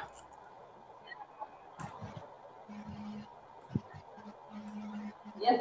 Mi volis nur diri, ke nun estas pli da libereco en instruado. Kaj ekzemple kiam mi lernis en la Sovetunia lernejo, mi ne povis elekti, ĉar la lernplano estis sama en la tuta lando. Do, kaj fakte tiel oni strebis atingi universalecon kaj universalecon kaj samecon de la tuta Sovetunia edukado. Kaj nun estas kelkaj lernobjektoj, kiujn la lernantoj povas elekti. Kaj temas certe pri pli aĝaj infanoj. Do, kaj kiam ili komencas lerni mi nomas profilaj klasoj, profilitaj klasoj. Do, kaj ankaŭ pri instruistoj diri, certe mi ĉi tie faris erararon. Ekzemple, fiziko konsistas el definitivaj fakoj, kiel ĉiu lernobjekto, kaj en tiu senco certe instruisto ne povas iom ŝanĝi. Vi aŭ ŝi ne povas certe ŝanĝi iun, ekzemple, regulon de fiziko aŭ matematiko potopo. Sed pri ekzemple ne enhavo, sed pri instrumetodoj jes. Ĉiu instruistoj elektas laŭ siaj stiloj. Do, kaj laŭ la lernantoj kiujn ili... Daŭre via voĉo estas ne klara, estas malfacile. Sed vi povas ankaŭ skribi. Pluvas malantaŭ mi, estas forta pluvo, jes, pardonu momenton. Estas pluvo, mi ŝatus ke estu pluvo ĉi tie. Ĉe ni estas varmeco. Kaj Mireille, ĉu vi estas en Tuluzo? Yes, mi estas en Tuluzo. Kaj vi studas en Tuluzo? Tre varma vetero en Tuluzo. Yes. Aha. Kaj ĉu vi reiris al Benino por feriadi aŭ vi daŭre estas en Tuluzo nun? Yes, mi daŭre estas en Tuluzo nun. Yes. Aha. Kuraĝa virino. Aha. Yes. Vi reiros al Benino kun franca diplomo, fiera. Yes, fakte. Tio estas mia celo, do mi pensas ke mi esperas sukcesi. Kiam viaj studoj, se la studoj evoluas normale, kiam vi atingos la finon? La fino, fakte mi volas esti psikologo, psikologisto, do nepras finigi la masteron. Master, yes. Tiel mi esperas. maestriĝo. Kaj kiom for estas tiu maestriĝo? 2 jaroj, Nun 3 mi, jaroj, 4 yes, jaroj? mi povas diri ankoraŭ du, ĉar kiam mi volis integri la franca sistemo, mi akceptis iri, mi akceptis reprenis mia diplomon kiam mi jam havis, kaj ankaŭ mi ŝanĝis mia filieron, mi volas novan filieron pli malsimila ol la antaŭ ke mi faris en Berlino. Do tiel. Yes. Fakte antaŭe mi volis labori kun entrepreno, kun laboristoj, sed nun fakte mi ne plu volas, mi volas labori por infanoj kaj adoleskantoj. Tiel Mi reprenis memoras ke vi studis psikologion lige kun firmaoj kaj laborloko. Kaj tion Yes. nun vi lasas kaj pensas pri infanoj kaj adoleskantoj. Yes, ke mi Bone. komprenis ke adultoj ne bezonas helpon. Multaj adultoj, plenkreskuloj bezonas helpon. Oh, yes. Sed en kurso, sed ne kun vi, ĉar vi estis en Sevi 1 aŭ Sevi 2? Mi pensas ne ke memoras. estis Sevi 2, mi pensas. Sevi 2. Mi En pensis ke Sevi, estis jam unu sekcio kaj poste mi partoprenis. do, kaj dum Sevi 3, la studentinoj rakontis, kaj pri tio ni ankaŭ devas diskuti. La kurso Sevi estas malfermita al junaj virinoj universitatnivelaj, aŭ ili estas dum studado, aŭ ili finis la studadon kaj serĉas laboron. Aĝo 10 ĝis 30. Kaj unu lanĉis temon: ni devas seksumadi kun la profesoro, se ni volas havi nian diplomon. Kaj ĉiuj aliaj kapjesis. Kaj tio estis ĉe ni ankaŭ ofte en mi ne scias. Kaj mi rakontas tion, ĉar tio okazis ekzakte kiel mi diris. Kaj homoj reagas dirante, ĉe ni ankaŭ tio ekzistas. Kaj Ivan estis surprizita kiam mi diris tion. Aha. Yes, tio estas realeco, kaj Tio la estas- kialo estas realeco en Benino Estas ankaŭ. realeco. Yes. Aha. Mi scias ke estas la saman afero. Mi jam diris ke virinoj kaj viroj devas scii kio estas tiaj rajtoj kaj devoj ankaŭ. Mi ne komprenas se virinoj scias vere se ili rajtas diri ne aŭ ili rajtas labori sin mem por havi diplomon. Mi ne pensas ke vere ili bezonos akcepti iu malbona afero kun profesoro antaŭ havi diplomon. Tiel mi pensas. Kaj ankaŭ mi pensas ke mi jam faris fako en Benino ĝis havi mia licenco. Jam mi havis mia licenco kiam mi havis 21 jaro. Do tiel ĉiam mi renkontis jam homoj kiu demandis min: kiel vi faras por havi via diplomo tiel juna vi estas? Kiel vi rakonti, kiel vi faris? Sed mi estis surpriza, mi ne devas nenion al iu profesoro, fakte li devas multe al mi, helpi nin lerni kaj helpi nin trovi kapablojn por sukcesi en la vivo. Nur tio. Estas vere klara en mia kapo fakte. Do kiam mi faris miaj 3 jaroj en universitato, mi multe diskutis kun profesoroj kaj mia celo estas ĉiam peti kiel mi faros. Mi jam faras tion, mi volas kompreni pli, ĉu vi povas klarigi al mi ion aŭ tiel. Sed neniam mi volis peti rendevuon al profesoro por diri yes, fakte mi ne komprenas kaj ĉu vi volas helpi ne. Laŭ mi instruis lernejo aŭ studentino en universitato devas sin mem fari ion kaj poste peti al profesoro mi jam faras tion. Kion mankas aŭ kion mi povas aldoni. Sed tiel se la profesoro petas rendezvous kun virinoj, ili rajtas diri ne, ŝi rajtas diri ne.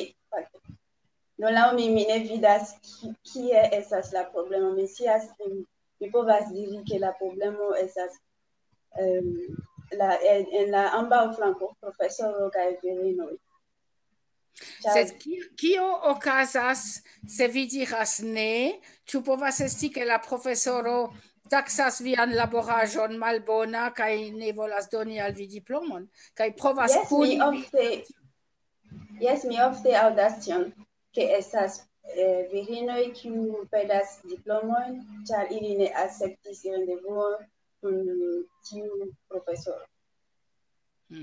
Kaj pri tio mi ne vere scias kiu estas la situacio de tiu virinoj, sed mi povas diri ke fakte ĉiam kiam homoj faras proponon, oni povas trovi vorton por diri ne, sen provoki sen provoki alia grava afero. La nea respondo ne devas esti provoka, devas esti tute saĝa kaj trankvila, sed firma ne. Punkto fine. Oni devas havi kapablon diri klare kaj ne, tiel laŭ mi estas, devas esti. Firme kaj klare ne. Kaj mi ankaŭ devis diskuti kun miaj lernantoj, kiam ni parolis pri samseksemo. Miaj knaboj, 10-jaraj, diris al mi, se iu viro venas al mi, mi tuj mortigos lin. Mi diris ne, diru simple ne. Kaj knabo havas la rajton diri ne.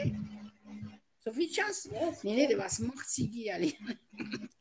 Tion mi aŭdis, tio ĝenas ilin tiom forte. Mi mortigos lin. Tio estas malfacila situacio, kaj dum la kurso en Sevi ni diskutis pri la longeco de jupoj, kiam vi iras por kandidatiĝi por iu posteno. Se la jupo estas tro mallonga, oni povas imagi ke eble la aliaj okupoj estas pli gravaj ol la librotenado de bezonata en tiu oficejo kaj. Do ni multe diskutis. Kaj ankaŭ vidu, mi devis ludi la rolon de direktoro, kaj Privas-Cikpe observis kaj poste komentis kaj donis konsilojn al la kandidatino. Do mi ludis la direktoron kaj faris la demandojn. Sed se tiu persono estas virino, povas okazi. Se tiu persono estas virino, laŭ mi estas du ebloj. Tiu virino povas ankaŭ observi tiun belan junulinon, kaj se ŝi havas fortan postenon en la firmao, eble ŝi pensos, mi perdos avantaĝojn se tiu junulino eniras la firmaon. Kaj tiu estrino povas esti multe pli aĉa kaj severa ol iu viro en tia pozicio. Aŭ povas esti pozitiva virino, kiu diras, estas bone, ke ni havu pli da virinoj, mi dungu virinon. Tio estas. Sed vi iru al la YouTube-kanalo de Scio sen bariloj, kaj tie estas plej diversaj intervjuoj de niaj knabinoj, junulinoj kaj ankaŭ junuloj, ĉar ni havis ankaŭ miksitajn kursojn. Kaj ili rakontas pri la kurso, kaj vi devos multe ridi. Do, Savoir sans barrières, Scio sen bariloj. Kelkaj estas en Esperanto, sed la plej granda parto estas en la franca. Estas mirindaj filmetoj tie. Ĉiam mi estas ege feliĉa, kiam mi faras tiun kurson. Ĉar, kiel ni diris en tia profesio, oni ricevas tion kion oni donas.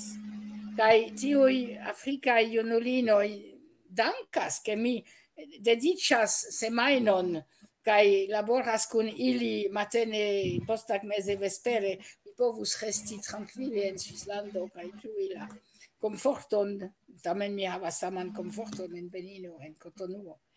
Kaj la kontaktoj estas mirinde fratinecaj kaj elkoraj, kaj tio ĝojigas min enorme. Mi ne scias, ĉu mi povos iri al Benino en tiu ĉi damna jaro 2020. Ni vidos. Esperas que la situaciono pli bonos. Pli boniĝos, jes, mi esperas ankaŭ. Pli boniĝos, pote ĉiuj solvos. Yes. Niaj temoj estis puni kaj bati aŭ perdo de prestigio, malfacila profesio. Ne, estas tion mi devas aldoni, malfacila profesio pro la fakto ke en aliaj profesioj, en firmao vi povas eniri kaj grimpi kaj via salajro kreskas kaj vi povas fariĝi direktoro kun giganta salajro. Kaj tio ne ekzistas. Mi venis kaj mia salajro iom kreskis dum 10 jaroj. Kaj poste la salajro restis komplete ebena. Tio estas ke tiu kiu volas havi brilan karieron kun tia progreso, tiu persono ne iru al instruado. Kaj la prestigio ĉe ni kaj supozeble en afrikaj vilaĝoj, Mirei vi diros, antaŭe en vilaĝo estis pastro kaj instruisto. Kaj la instruisto sciis ĉion, kaj se oni havis ian demandon, la instruisto povis informi. Kaj li estis respektata reĝeca persono. Kaj tio ne plu estas, ĉar oni trovas informojn en la reto.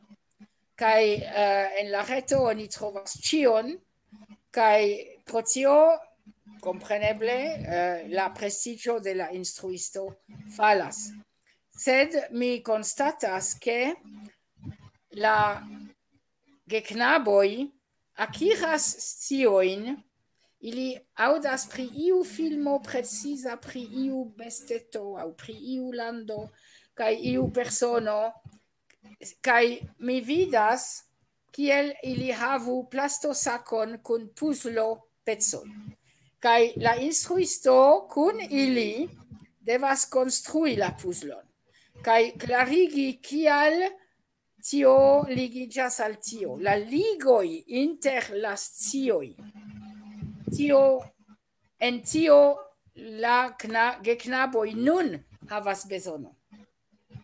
Ĉar ili kaptas erojn el la reto.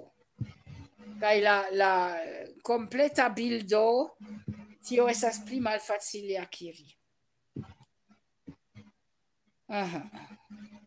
Do la instruisto havas laŭ mi novan rolon. Kaj ankaŭ ĉe ni estas alia problemo, estas la eduka. Ĉar antaŭe ni diris, ke en la familio estas edukado kaj en la lernejo estas instruado. Sed nun la familioj foje ne sufiĉe edukas. Tio estas ke en miaj lastaj jaroj mi aŭdis obscenan vorton, kiun mi ne volas aŭdi en mia kurso. Kaj komence mi tuj punis aŭ diris stop, sed poste fine de mia kariero mi devis unue doni la informon, ke tia vorto estas obscena kaj ĝi ne rajtas aperi en la leciono. Kaj duan fojon, se la vorto revenis, tiam ne faru, stop. Do unue devis esti informo. Tio estis ke la infanoj estis antaŭe foje ne bone edukitaj, kaj nun foje okazas ke ili simple ne estas edukitaj.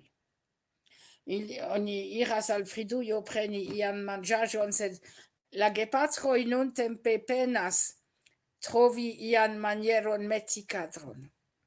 Tio estas problemo en nia socio, sed eble la pandemio kaj la problemoj venantaj kaj venontaj ŝanĝos tion.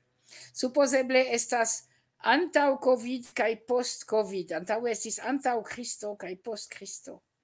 Kaj nun estas antaŭ Covid kaj post Covid. Ankaŭ kun K.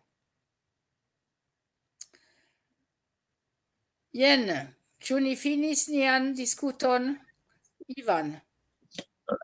Mi povas ankoraŭ aldoni pri la malfacileco de la profesio. En Brazilo en la lastaj jaroj la profesio fariĝis krom tiuj punktoj pri kiuj vi jam menciis, ĉu ne? La facto che estas multe informoi en interreto kai la lernantoj povas cerpi informojn tie kai kelkfoje instruistoj eĉ ne scias pri tiaj informoj, ĉu ne? Kai pri tiu alia punkto pri kiu vi menciis pri la respekto al la instruisto kiun la respekto kiun instruisto antaŭe ĝuis antaŭ kelkaj jaroj kaj nuntempe estas tute alia situacio, sed en Brazilo estas aldona punkto ke la politikaj movoj, ĉu ne, estis tiaj ke venis akuzoj kontraŭ instruistoj, ke instruistoj estas endoktrinigantoj de lernantoj, que instruistoj endoktrinigas lernantojn en ne bonajn teoriojn aŭ kondutojn, eĉ estis akuzoj ke estas seksaj kondutoj malbonaj instruataj, tio estas tute ne bona. Estas que ni devas informi, mencii, se tio ne estas rekomendi. Ni povas informi ke ekzistas samseksemo, sed mencii samseksemon ne estas rekomendi aŭ laŭdi aŭ mi ne scias. Kaj ni devas ekzemple prezenti la diversajn religiojn.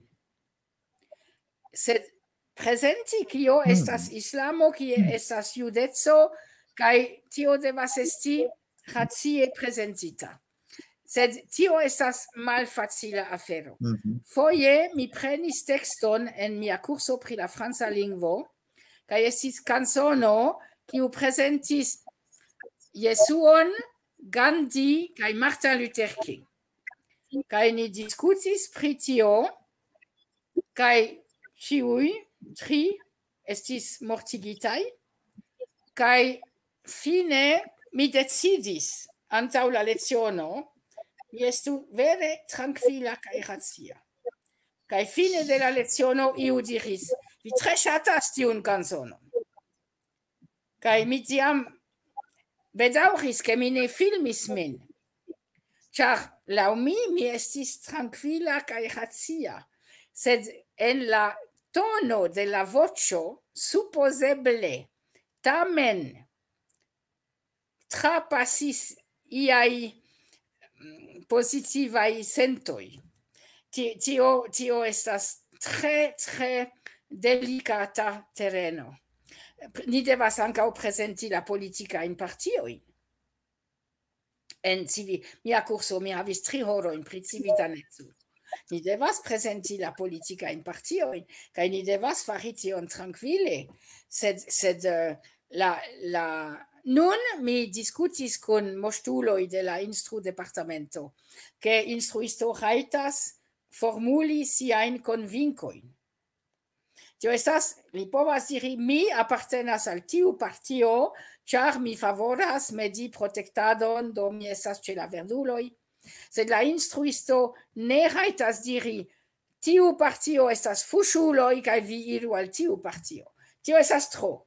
Sed nun estas eblo que la instruisto publique agnoscu kie listadas en la politico. Sed la terreno restas glita enorme.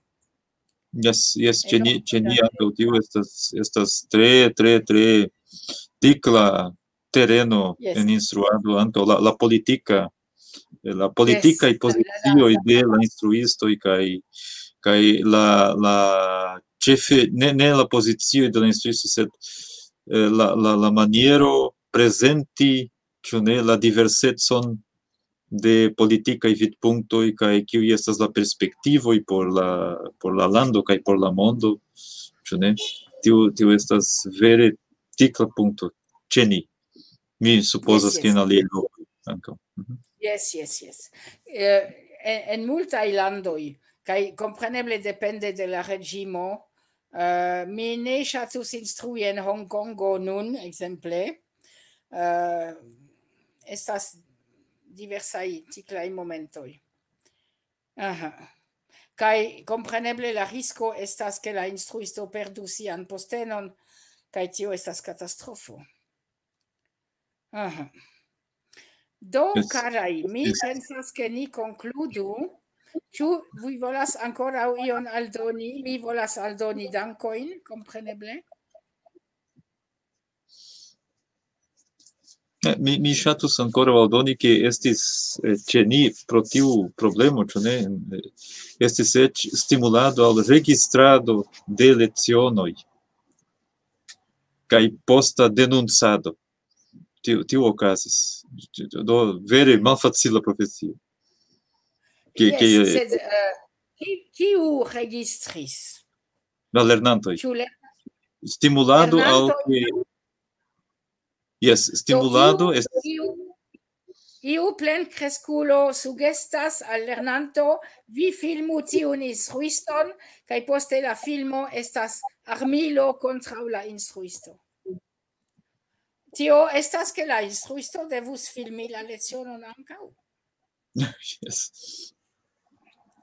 Sed tio oni suspektas, kaj tio estas terura afero. Teorie oni ne rajtas registri per iu kaŝita registrilo sen informi, sed mi povas imagi ke multaj registras sen informi ke io estas registrita. Tio estas tre malfacila temo. Do, por bonigi sian instruadon, mi tre ofte sugestis, filmu vin, metu kameraon en la angulo de la klasoĉambro kaj tiel vi povos observi. Ekzemple estas diversaj kutimoj kaj la persono ne konscias. Ekzemple ke iu instruisto tre ofte faras ion tian aŭ tion, kiam oni pripensas foje. Kaj se oni filmas, tiam oni povas vidi. Oni ne faras konscie. Sed kiam oni vidas la filmon de sia propra leciono, tiam oni malkovras tiajn. Kaj ankaŭ oni malkovras ke regule venas la samaj vortoj, la samaj esklamoj aŭ frasfinoj aŭ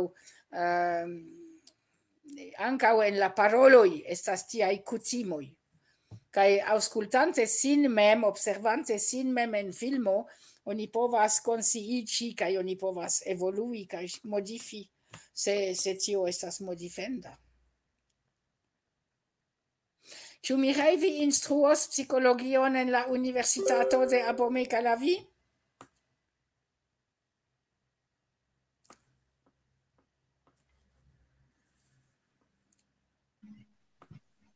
Mi diris ke jes, eble iam mi instruos psikologion. Abomey-Calavi estas la granda benina universitato, tute apud Cotonuo, kaj tie studas 100,000 homoj. Kaj en Dakaro ankaŭ ŝejkanta Diop, ili estas 100,000 por studi. Mi ne scias en Lomé, ĉu estas same multe en Lomé. Kaj Kinshasa, kaj estas gigantaj establo. Mi imagas ke jes. Mi imagas ke jes, sed mi ne scias vere ankaŭ. Mi devas informiĝi. gigantai establoi con multai esperplenai studentoi. Carai, mi tre dankas al vi. Estis agrabla momento. Mi esperas che ancau la auscultantoi ŝatis ni povis discuti pri diversaj demandoj kaj ni povis havi Mireille el Benino nuntempe en Francio kaj Ivan el Suda Brazilo, Sudameriko kaj Elena el Rusio, Ĉuvaŝio, oriente de Moskvo. Bonega panelo, mi tre dankas al vi. Do, caraj, gis, fartu bone. Dankegon al vi. Mi finas, dankon. Dankegon. Gis.